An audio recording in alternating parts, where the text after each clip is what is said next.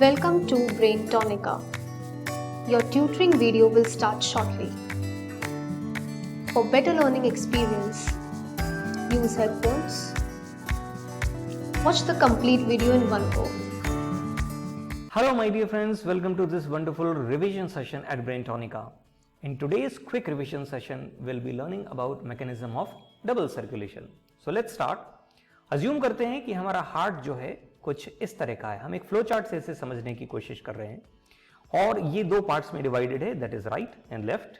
ये दोनों पोर्शंस फिर से डिवाइडेड हैं दो पोर्शंस में, that is right auricle, left auricle, right ventricle and left ventricle. Right auricle से ब्लड राइट वेंट्रिकल में आ सकता है, लेकिन राइट वेंट्रिकल के कॉन्ट्रैक्ट होने पर ब्लड वापस राइट ऑरिकल में नहीं जा सकता due to presence of tricuspid valve. ठीक इसी तरह से ब्लड लेफ्ट ऑरिकल से लेफ्ट वेंट्रिकल में आ सकता है, लेकिन लेफ्ट वेंट्रिकल के कॉन्ट्रैक्ट होने पर ब्लड वापस से लेफ्ट ऑरिकल में नहीं जा सकता due to presence of bicuspid valve. इस पूरे राइट पोर्शन में the type of blood which is present is deoxygenated, जिसे हमने ब्लू कलर से मार्क किया है. ठीक इसी तरह से इस पूरे लेफ्ट पोर्शन में जो ब्लड का टाइप है दैट इज ऑक्सीजनेटेड, जिसे हमने राइट कलर से मार्क किया है.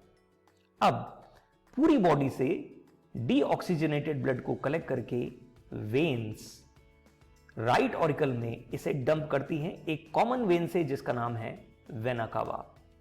हमें ध्यान रखना होगा कि वेन्स ब्लड को ऑर्गन से हार्ट की तरफ लाती हैं.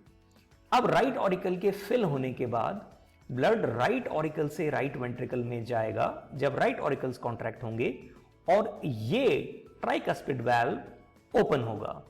लेकिन जब राइट वेंट्रिकल वापस से पंप होगा तब ये वाल्व बंद हो जाएगा और अब ब्लड राइट वेंट्रिकल से राइट ऑरिकल में नहीं जा सकता. ऐसे सिचुएशन में इस डीऑक्सीजनेटेड ब्लड को ऑक्सीजनेशन के लिए लंग्स में जाना होगा और इसके लिए यहां से एक और आर्टरी ओरिजिनेट होती है. ध्यान रखें, हार्ट से ओरिजिनेट होने वाली वेसल्स आर्टरी हैं और इस आर्टरी का नाम है pulmonary artery. It is the only artery which carries deoxygenated blood. अब लंग्स में ब्लड के ऑक्सीजनेशन के बाद ब्लड लेफ्ट ऑरिकल में आएगा पल्मोनरी वेन से. ध्यान रखें, it is the only vein that carries oxygenated blood. Left auricle में आने के बाद लेफ्ट वेंट्रिकल में ट्रांसफर होगा जब लेफ्ट ऑरिकल कॉन्ट्रैक्ट होगा. इस समय बाइकस्पिड वाल्व ओपन होगा और जब लेफ्ट वेंट्रिकल वापस से कॉन्ट्रैक्ट होगा तो ये बाइकस्पिड वाल्व बंद हो जाएगा और अब ब्लड पंप होगा एओर्टा में और पूरी बॉडी में सर्कुलेट होगा. Now as you can see there are two circulations going on at the same time. The first circulation is जिसमें हार्ट के साथ में पूरी बॉडी इन्वॉल्व है लेकिन लंग्स इन्वॉल्व नहीं है.